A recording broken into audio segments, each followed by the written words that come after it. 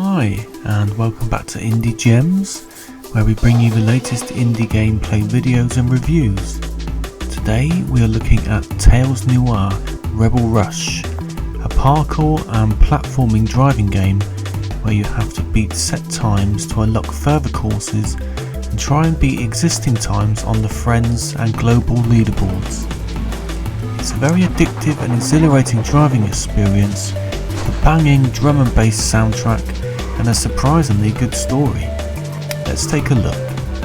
But first, we would really appreciate it if you could subscribe to the channel, click the notification bell and leave a like and comment on the video if you enjoyed it.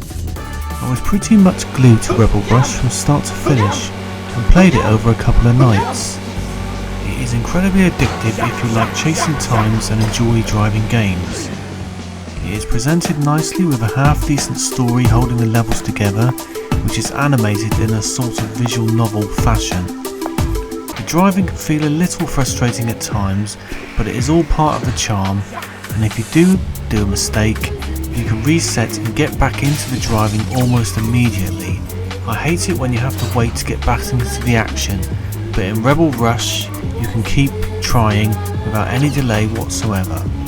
And there is a reason why one of the achievements is for restarting 250 times, and you will reach that quite soon.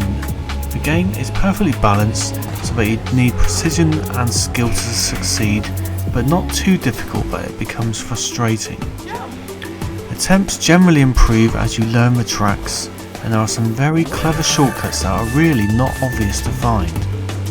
When you are convinced that you have achieved the fastest time possible, one look at the leaderboard will tell you that there is a shortcut somewhere you haven't found, and when you do find them, it is immensely satisfying. I found myself completing tracks but continually trying to better my time by finding faster routes and climb the Friends and leaderboards. There are set times for 1, 2 and 3 stars to beat, which can be very challenging. There are also free hearts to collect on every track in some wickedly difficult places.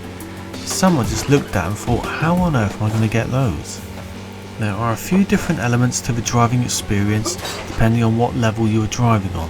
The car is always able to do a single jump on the ground and can easily turn direction in mid-air. This is often needed to correct your trajectory as you are flying through the air. You can pick up buffs to your car like a never jump to make your car do a double jump, or a dash so that you can jump over large gaps. Once you have used the buff, it disappears and you will need to pick up another one to use it again. Later you can use freeze to freeze the water and travel on it for a few seconds before it disappears.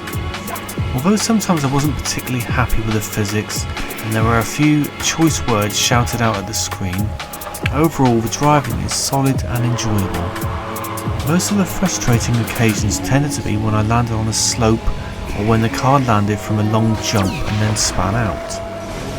I wasn't always convinced that the car should have behaved the way it did, but it doesn't ruin the fun and has you trying again and again until you get it right.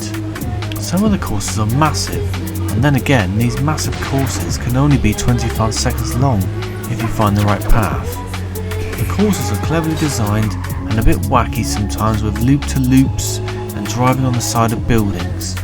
You can take a few trial and error runs to even find a way to the finish line, but I never got stuck on any course, and most of them are quite linear in fashion. You just have to be a little creative with your shortcuts.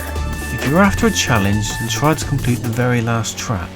It is an amalgamation of all the tracks in one go and will last around 6 minutes. I keep getting killed on the same spot at the end, and once you crash you have to start from the beginning. I think that's why the reason that only 4% have finished it. Getting 3 stars and 3 hearts on each level is also very difficult, so besides beating leaderboard times, there is also a challenge there if you are a completionist. You can easily get to the final course by doing reasonably well on most levels though. Whilst you are driving, there is a really nice soundtrack playing in the background. I love the more melancholic tracks, but there was one that was a bit hectic for me, so I had to turn it down using the sliders in the settings. The visuals don't look the best, to be honest, apart from the sunsets, which look quite nice, and they all look a bit ugly but are perfectly functionable. In conclusion, if you enjoy driving games and or platform games whilst beating times to progress, then I think you will love Tales Noir Rebel Rush. It is such an addictive game and will have you trying and trying again to beat times and get collectibles. It really is a lot of fun. I think the game is very reasonably priced and would certainly recommend it. Okay, that's all for today's video. I hope you enjoyed it. I'll leave a link to the game in the description. Check it out if you like the look of it. Thanks and see you soon.